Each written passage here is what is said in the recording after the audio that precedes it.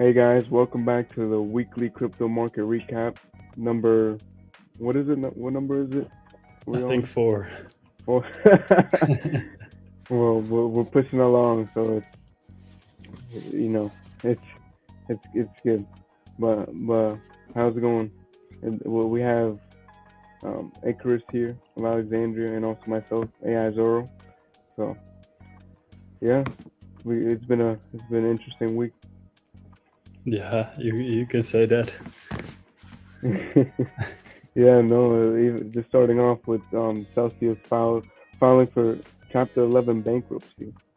I mean, we talked about some of these centralized entities and how, like, you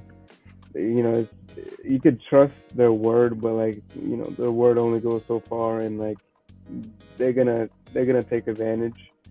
I mean, look, Yeah, this is one example of some of them taking advantage. What do you think?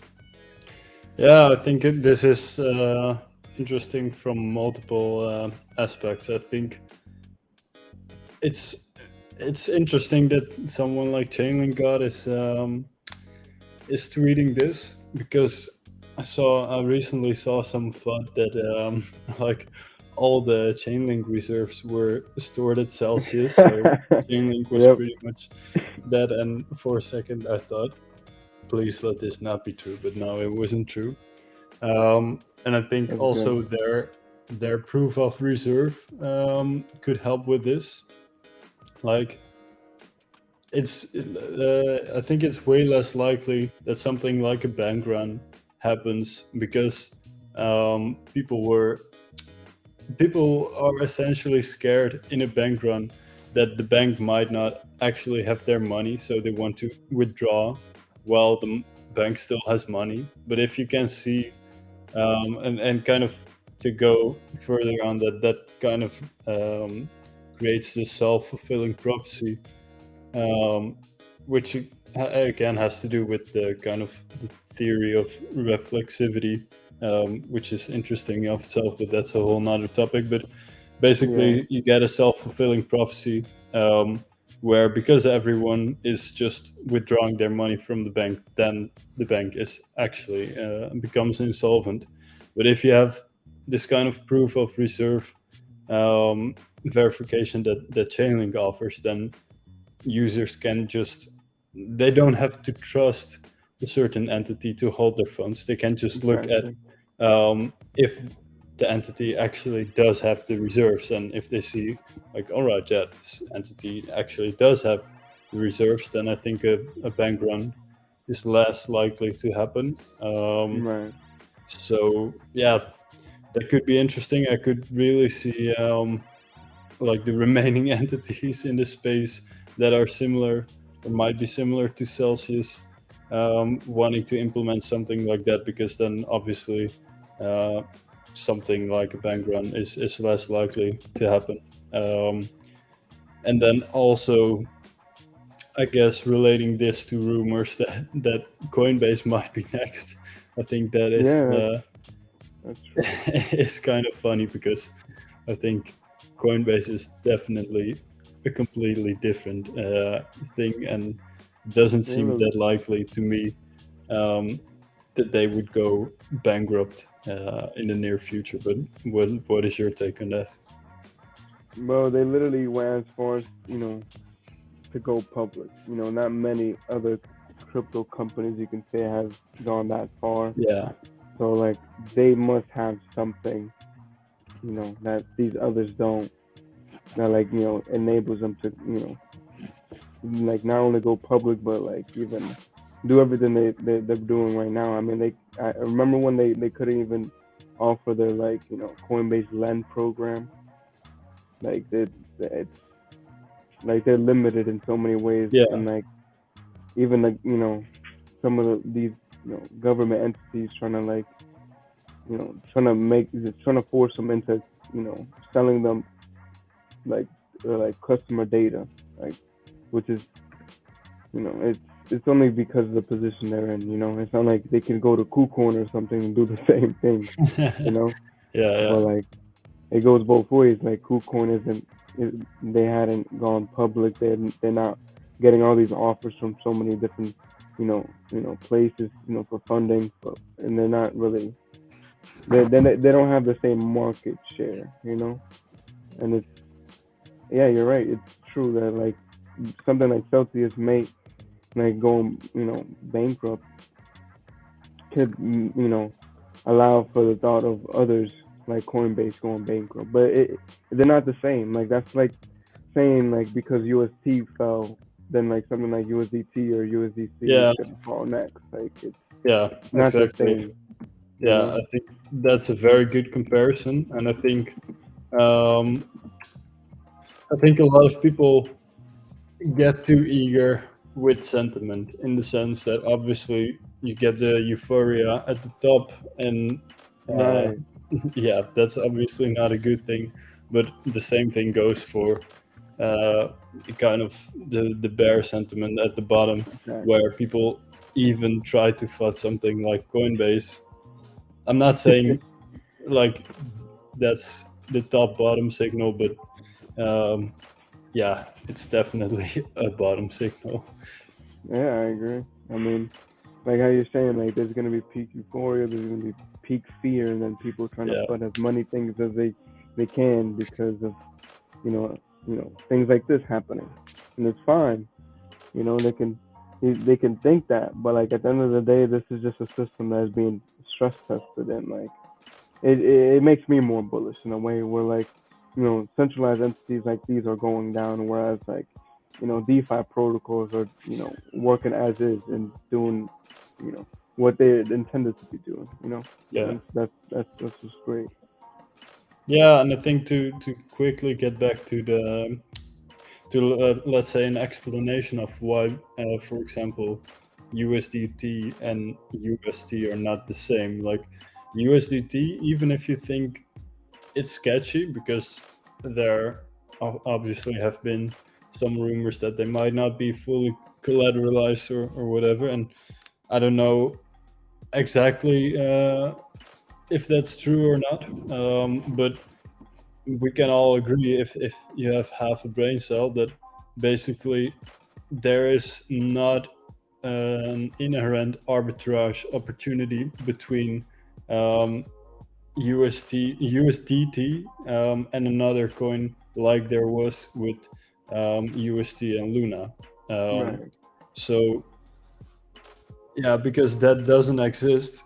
Even if USDT would fail, I think that would play out over a much longer period of time, because you don't really have insights Right. into how much backing there actually is for USDT. And I think I might have even seen some stablecoin that was integrating Chainlink's proof of reserves. Mm. So that could be interesting. I think if like the top stablecoins did something like that, then yeah, that's obviously a super smart thing to do, right? Because that gives you way more credibility. No, yeah, especially for a stable coin where people can verify, like, oh yeah, this is how much they have as in the reserves backing the stable coin. So you have way more confidence in like selling your assets into those Yeah. stable coins rather than others that may not have the same surface. I agree. I mean, going back to the Celsius, just someone mentioned something about like Celsius and CCIP. I remember that was like the biggest hype in the beginning, where like people were assuming like, oh yeah, Celsius would be the first to adopt something like Yeah. CCIP. What do you think? Yeah, I remember people were talking about Celsius X needing CCIP Yeah, for some that's, reason.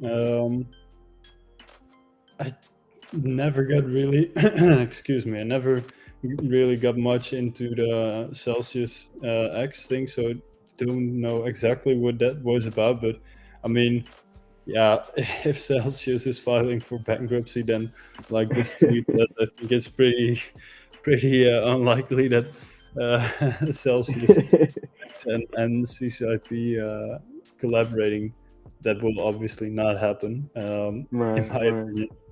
Um, but yeah, to me, it's not that big of a deal. I mean, I don't think that was gonna be the only thing in the first phase of CCIP. Right. That seems kind of unlikely to me, even though we don't have that many details yet. But yeah, there will be other protocols to fill up that spot, and I think also in the long term, it basically doesn't matter for Chainlink, right? Like it's almost as asking, like, would it be so bad if, let's say, some DEX didn't use, or some DeFi protocol didn't use Chainlink oracles? Yeah, okay, yeah, that's one less, but who cares, right? In time, Right. that spot will get filled. So No, yeah, especially like I agree with what this guy is saying. DeFi Drew, he's saying that like Celsius and Bancorp probably held them back,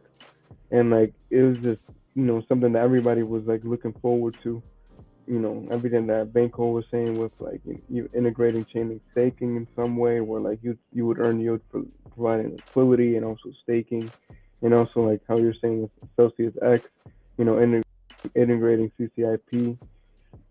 It's unfortunate, but like how you're saying that there's gonna be something else that's gonna fill that void immediately because this is essentially a tool.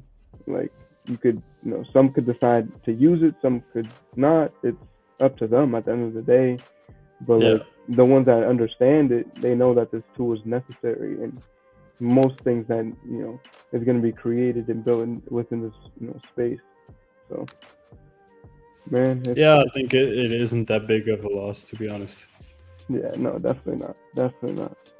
I mean, you just going about how Celsius pretty much just shit the bed. It's pretty funny to see Nexo going next. Cause, I mean, we talked about in some of these other live streams, like Nexo doing some fishy things, but like them going insolvent is not surprising at all, to be honest. Yeah, no, not at all. I think last time I think it was last time, right, when you talked about that they were running sort of almost affiliate Ponzi scheme thing. Right. So yeah, it's not surprising at all. And what is kind of, I mean, I don't want to say funny because bankruptcy obviously is not funny, but it's interesting to note something I saw, I think a few weeks ago, where someone was saying, like, yeah, if you notice, it's pretty much all the centralized entities going bankrupt. You don't really hear of much decentralized ones going bankrupt or anything. And also one thing I think will be interesting in, let's say, I don't know, let's say 10 years or 15 years, right? I think now bankruptcy process takes so long. It literally can take years. Whereas in DeFi, it will just be within a block, basically. Which is, that's true. Yeah, like if your money is gone, your money is gone, right? Like, so yeah, I think there is definitely some room for improvement and optimization. But it will be interesting to see how that plays out because, yeah, I was also thinking about just regular contracts, like legal contracts. You can probably automate that so much. Even though I still think the term smart contract is probably not that good of a term.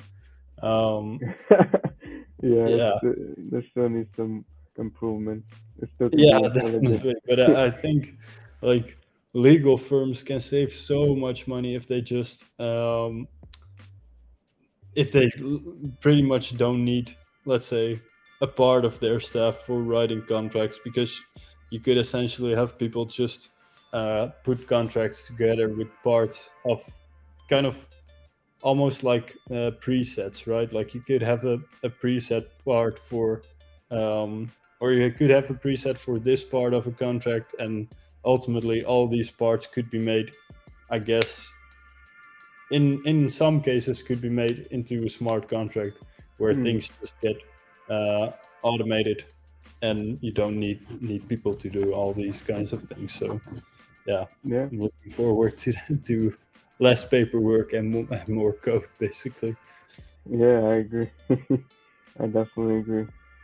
What do you think about Nexo pretty much just offering users 13%, like for the 1 month, locking their funds for 1 month at least. They'll receive 13% in one When year. was this? When was this posted or this email sent? Well, it was posted on the 15th. I'm not sure when the email was probably, sent like around that same time. Yeah, But man, yeah. them I mean, bribing users to keep their funds within the exchange is just I hope no one does that because there's just yeah. so much risk, right? Like, I think it's it's insane to do that because the risk of you just never getting your money back is fairly high with this one. Yeah, no, it's like a bank saying, "Oh yeah, please keep your funds here in our bank, and we'll give you this benefit and that benefit." But at least with them, if your money disappears in some way, like you can fight it and hopefully get it back Yeah, in whatever time period. Here, yeah, like you could put your money in and earn this percentage, but like you can't assume that you're gonna get your money out when you go and withdraw it. yeah, So, exactly. So I would not do that. I would not do that at all. I wouldn't even with like without them sending this, I wouldn't touch Nexo. Like after like everything that I heard and just everything that's been going on. I mean, like yeah, you can get this yield, but like you gotta like we talk about this all the time. Like if you don't know where the yield's coming from, then you're most likely the yield. And this is definitely that case. But like you're gonna be the yield if you lock your funds up. Yeah, Like yeah, oh yeah. That's just if it's too good to be true, then if it sounds too good to be true, then it is too good to be true, right? So yeah. yeah, with this, you're taking unnecessary risk. Like, do you really want to uh, like risk your capital for potentially getting 13%? Also, within 1 month time, that just sounds insane because that's not a normal behavior for any business, right? Because then I don't I think don't it's for even. like the month that you would earn 13. I think it would just be like 13% like spread throughout the year as long as you lock your Uh, funds for the month. So I mean, okay, yeah, yeah. Right, yeah, okay, yeah, that makes a bit more sense, but they'll be earning like 1.08% per yeah, month. okay, that makes a little bit more sense, but still, Yeah, I know what you I mean. don't know. I mean, why are they offering 13% when everywhere else is a lot lower? Yeah, Like, yeah, where are they getting this money from? exactly. Yeah, man, this he wrote this great piece Yeah, thanks, on man. like the USDC version of the euro. Yeah, Like, what do you like? Can you go into detail for the yeah, viewers? sure. So yeah, the company behind USDC, which is USD coin, just a USD denominated stablecoin, recently launched pretty much like you said, like the euro version of USDC, which is called EUROC. Um, and I was thinking, like, okay, so they launched this, but what is the use case actually for this? So it got me thinking, and I did a little bit of a comparison just based on kind of the market cap of different stablecoins. And as you can see in the article, pretty much all the liquidity for stablecoins right now is just in USD denominated stablecoins, with Tether and USDC being the biggest ones. Also, BUSD is an honorary mention, I think, which doesn't get the credit that it probably deserves. But so yeah, if you look at the market cap for the euro denominated stable coins, it's like so much lower. It's not even comparable. It's, I think in the article I wrote that it's the difference is something like between the highest euro stablecoin and the highest dollar stablecoin, which are both from Tether, is something like 300x, I believe, Yeah. which obviously is not even closely in the same range. But if you think about, okay, so how could the euro stablecoin actually compete in a sense, let's say with dollar stablecoins, then you have to look at what the use cases could be. And the first use case is obviously it's, I would say, euro coin is, I guess, would be tailored to like or marketed to Europeans, right? Like people within the EU. But if you think about that, there's not really that much of a benefit um, for Europeans to use a euro stablecoin, because within the EU, doing transactions is already pretty cheap. I think it costs me about €1 if I send some money to let's say an exchange in a different European country. So yeah, you're not gonna beat that anytime soon with ETH fees, and also even like cheaper chains like Arbitrum or AVAX.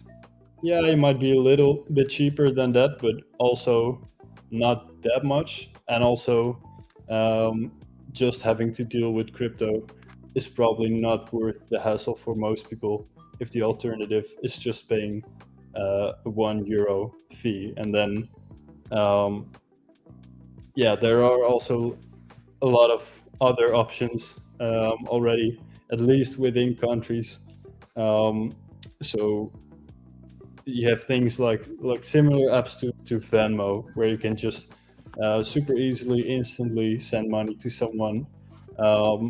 So also there, it's not really competing. And again, like the US dollar is just the reserve currency of the world. So also like business from or within or from the EU to countries outside of the EU is like on a large scale is not done in euros. Right. I mean, Right. there are some countries that hold euro reserves, but it's nothing on the scale of the US dollar. So yeah, I don't really see the use case for Europeans, and then for non-Europeans, the case is like even worse, because then or maybe I can quickly mention still what I wrote at the end of that section for Europeans. I think the only use case that you could argue for is that the European Bank till very recently charged negative interest rates above $100,000, or at least that was for like just personal accounts at some banks.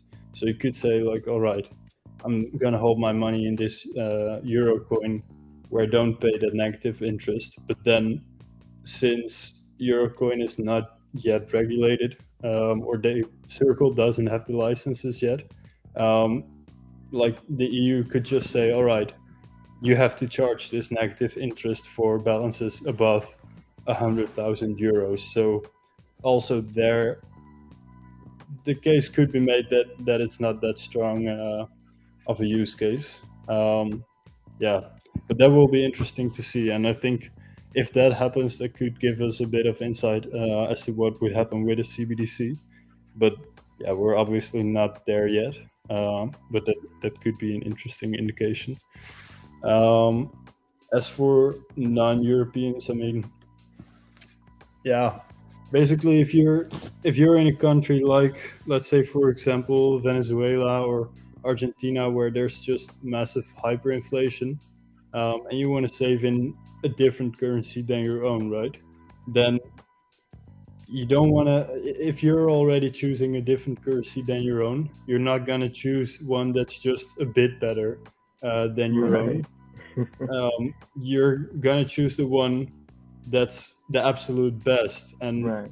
I mean, even if you don't like the dollar right now, it's still better than the euro, as the euro just keeps on sliding down, and Yeah. basically it reached parity with the dollar last week. I think it's about 1.01 right now again, so it it climbed a little bit, but for all intents and purposes, it's still down only, kind of. Yeah. Uh, so yeah, I don't think it's very likely that people from outside the EU would save in Europeans or in EUROC if they have the option to also save in USDC, which obviously, if we're making a fair comparison, if they would have the access to crypto to buy euro coin, then they obviously also have the access to USDC. So they're not going to be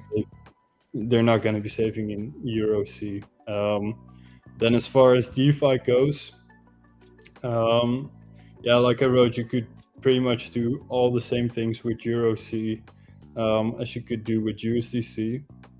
The thing is, though, that a lot of these DeFi protocols are built on top of one another. So if, let's say, the major protocols don't integrate with EUROC, then all these other protocols that are built on top of them also don't have the support for EUROC. So pretty much, yeah, I think pretty much it's very hard to bootstrap this network effect, and you would have to convince somehow all the major protocols to integrate EUROC, which, to be fair, Circle might have some marketing capabilities, let's call it there. I think they don't necessarily have leverage, in the sense that it doesn't seem very likely to me that, let's say, Circle would say to Curve, all right, if you don't integrate with EUROC, then we're gonna disable a USDC on Curve or something. I don't think they would do that. But yeah, of course they have the money for marketing departments, so maybe they could gain some adoption with that. But I think that's still very shaky in a sense. And like, the only thing that I'm really positive about is forex markets, which are still super underdeveloped in crypto. But I mean, yeah, I think it could be a really big market, because in traditional finance, they are obviously that is obviously a big market. But I think for that, it's good to have, like, the dollar. Obviously, you already have as stable coin in different forms.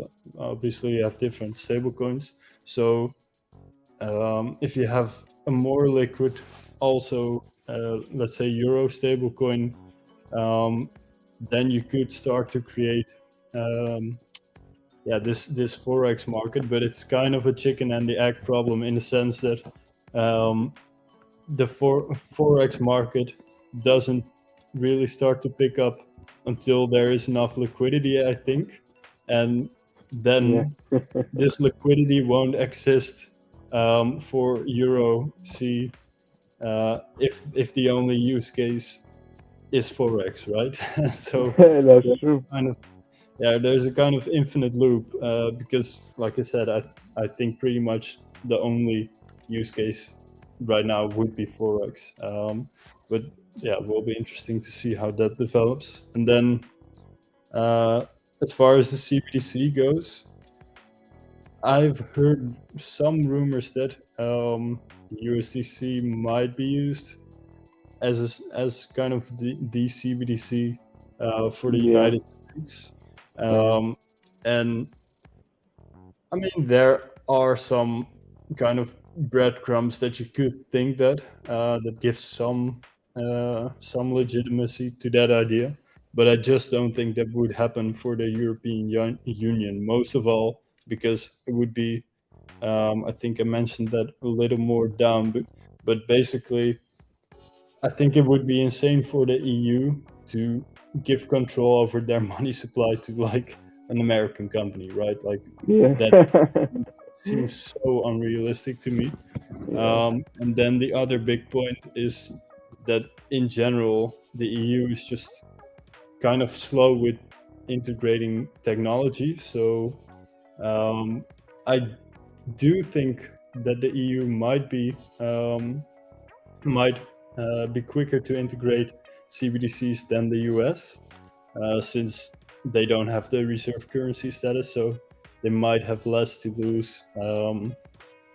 Yeah, in terms of anything that might go wrong with the currency, I think the US might be a bit more protective, but I still don't think they will be really that quick to implement the CBDC. And I do think it will be sooner than a lot of people think. It wouldn't surprise me that much if we see the first versions rolled out within 10 years. Actually, it would surprise Yeah. me quite a bit if we don't see the first version of a CBDC rolled out within 10 years. Right. But yeah, I think it's too soon to say, like, oh yeah, EUROC is going to be the CBDC of the EU. Like that seems super unrealistic to me. So also there, I think there's not really a use case that you could potentially see. So yeah, basically the only use case I see is forex, but then a good forex market can only develop if there's enough liquidity, and then, like I said, you get kind of in this infinite loop where if the only use case is forex, then it's kind of hard to bootstrap that liquidity. Right. Yep. That's true. So yeah, That's but very maybe I don't know. Maybe Circle will come up with some use case of their own, which will kind of give a right to exist for USD or EUROC. But right now, I think it's not super useful, to be honest. Yeah, it'd probably just be like in regards to like interest rate. Like people would probably use one over the other because of Yeah. like how much they can save or earn or whatever. Yeah. Yeah, I mean, it would be interesting to see if you get bonds on a blockchain. Yeah, dude. It's bound to happen. I mean, Yeah, it will definitely happen sooner or later. I mean, that shouldn't be that weird, I think. I mean, if you already have synthetic assets in the form Yep. of stocks on a blockchain, then obviously you should also be able to have bonds on a blockchain. But then, I don't know, yeah, maybe it will become more useful then. I don't know, could be. Yeah, no, I agree. I suggest everybody watching this, whenever you're watching this, take a look at this article. That's really well made. It goes really in depth, everything we talked about, and give it a like and a follow. I'm telling you, there's way more to come, and this is Yeah, also so- another article that Icarus has made. But I'm telling you guys, all these things that's happening in crypto right now is just like it's rinsing out the bullshit, and it's showing people like what's to come and what works and what doesn't work. We're in unknown territory right now, so like we essentially got to test everything and just Yeah, right now we even just self-regulate ourselves in some way. I mean, that kind of you could see even the guy in CZ from Binance talking about something that happened in regards to Uniswap V3 on Ethereum's blockchain, and like him pretty much saying that there was like an exploit of some sort or a hacker or whatever that stole like 4,295 Ethereum, which is crazy. I do have to say it's a little bit disingenuous, just because it wasn't really Exactly. a strict exploit. It was just, yeah, I know you also saw it. Like, it isn't really an exploit. It was just a phishing scam, Yep. which you could argue on one hand, like, yeah, is it really that different? But I think it is relevant to make the distinction, because on the one hand, you would say it's Uniswap's fault, and here it's just someone that yeah, that basically did really good with a phishing attack, which still sucks, obviously, for the people involved that got their Right. funds drained. But it's not really Uniswap's fault. Like Uniswap did nothing wrong with this. So yeah, Yeah, no, it's just be true. Like careful. someone took advantage, and like they, I mean, this kind of believable. I mean, to someone that, of course, us, seeing it now, it's like, oh yeah, this is definitely a scam of some sort because we've seen this interface before. But to someone that's completely new to crypto and Uniswap, them seeing this, yeah, I think they would definitely like, Yeah, and I mean, to make be themselves honest, vulnerable in some way. you can on the one hand say like, yeah, this definitely looks fake, but they got all the details right in the sense of like the font Right. that Yeah, everything is written on is the right one. Like the yeah, design is similar. So um, I remember like back in the day, you sometimes saw these phishing scams, and let's say, for example, of the website of your bank, right? If you try yep. to log in something, you might have sometimes seen like a fake website, and it was usually just so bad that like probably only maybe elderly people would fall for it, right? Because Yeah, they don't spend any time on the internet whatsoever, so they couldn't make the distinction anyways. But I mean, if the design is pretty much identical, then yeah, it becomes really difficult to see the difference. So that's true. yeah, I think it's just good to bookmark everything, all the websites that you're Yep. transacting on, so you always know that you have the right one. But apart Yeah, from that, I 100%. think it's for like your average user, it's kind of hard to prevent these kinds of attacks. Yeah, very true. I mean, that's like it's I don't know. It is like how you're saying. It really is kind of hard to like prevent something like this. I mean, it's good and bad that it's the way it is, but like yeah, people just need to become more aware of what they're pretty much utilizing Yeah, and what people are saying and seeing what's truthful or not. I mean, sheesh, it's crazy how much was stolen, but man, things like this happen all the time in so many different ways. yeah. I mean, basically during the bull run, it felt like every week there was some exploit worth maybe 100 million or something. Yeah, no, true. And some of them weren't even like like the person was like some sophisticated hacker that got into the system in some crazy way. It was just social engineering, just like how Yeah, that happened here, where like they just took advantage of the human aspect of everything. Like it's I don't know. It'll be exciting to see how in the future we'll move more away from having so much human intervention in regards to some of these protocols, and there's just maybe something like AI that's in between them that's governing things like this, so it can prevent them as far as they can, as much as they yeah, can. yeah.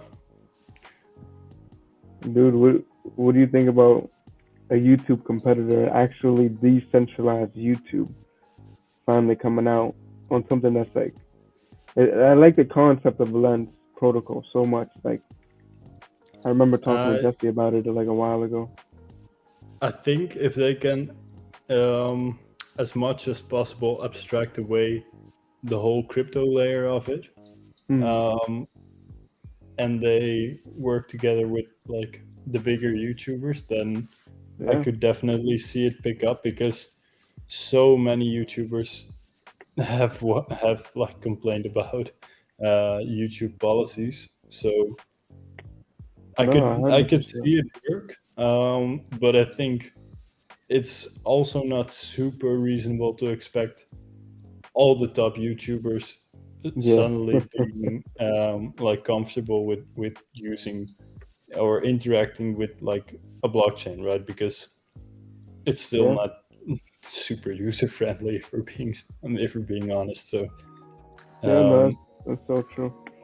it's cool that they even like releasing soon short videos and live streaming and everything. Cause like even I don't know, it's like Theta.tv. It was Yeah, like you can call it the first of its kind, of the first iteration of this, but like it still was stemmed to the same problem where like that's like this is the problem I mean that you were talking about is that like I could have a million subscribers on YouTube, right? But as soon as YouTube goes out of business or like, they ban my account or whatever happens, I yeah, lose all those subscribers. I lose yeah, all like exactly. that audience.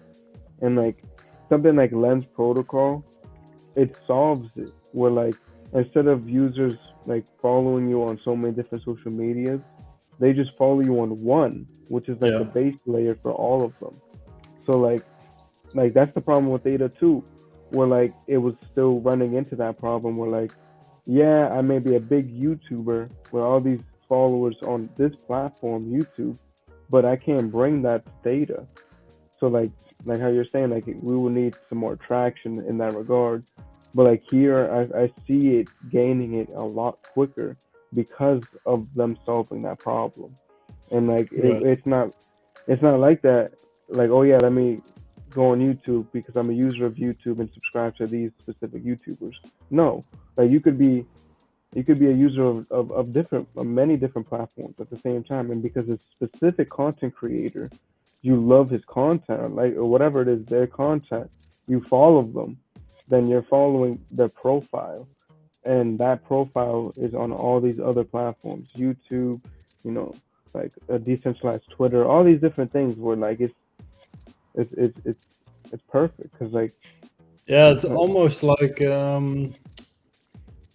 what's the name again? I think there's this Chinese app which is essentially yeah, like YouTube, Twitter, hmm, Amazon, eBay, all these things combined. And I forgot the name, but yeah, basically the users almost never have to leave this app.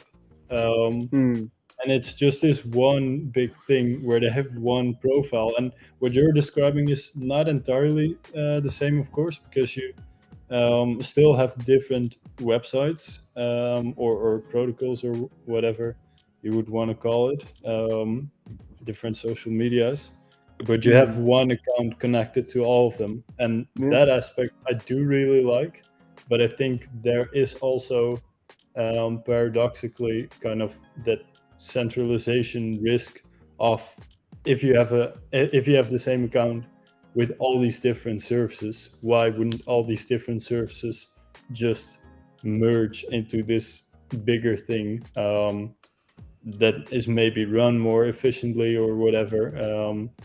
And it might not go all at once, right? Like, let's say if you have 10 different websites where you have one account, it doesn't seem super realistic to me that they all of a sudden would just merge all together. But let's say you have a decentralized YouTube and let's say a decentralized TikTok, for example, where you have the same account. hmm, Then let's say if the TikTok is doing better, for example, as a company, then it wouldn't surprise me that much if at some point they just buy out YouTube, and hmm, then let's say you have a decentralized version of Instagram, then at some point they also might be bought out yeah, by this decentralized version of TikTok. So there no, could I be a agree. risk, I guess. But on the other hand, we also now don't see, let's say, the regular version of TikTok buying out YouTube. But on the other hand, again, we do see definitely a monopoly of most of these services in tech. Like, Yeah, there's not really a real con like a real contender to YouTube, like a real um, like someone else that could do it better. Like, there's not that much competition, to be honest. Like, you have Vimeo and maybe a few different other ones, but most people are not using that. yeah, and I think another part of it, like besides like essentially decentralizing YouTube. Another part is also their AI, their algorithm. Like Yeah, it's built like so well that like it recommends us the right content that we do want to watch. That's why we go back to YouTube, time and time again. So like I agree. Like there's a lot of pieces that's missing, and there's a lot new. There's gonna be like a lot newer issues that might come with this new system.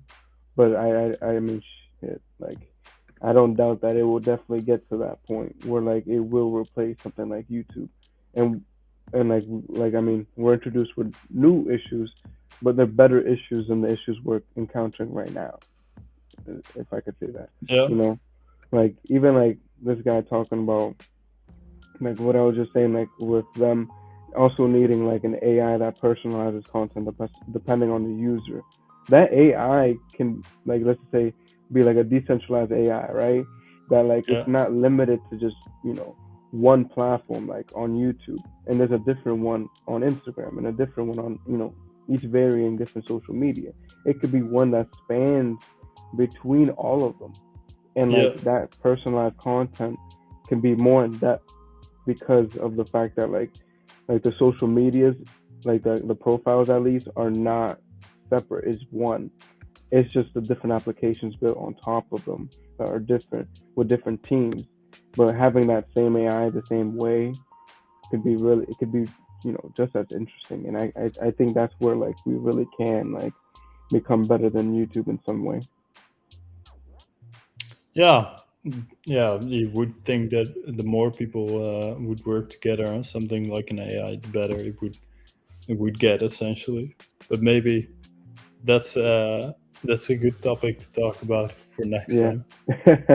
Yeah, let's definitely end it off right here. Yeah, that was a great stream. Yeah.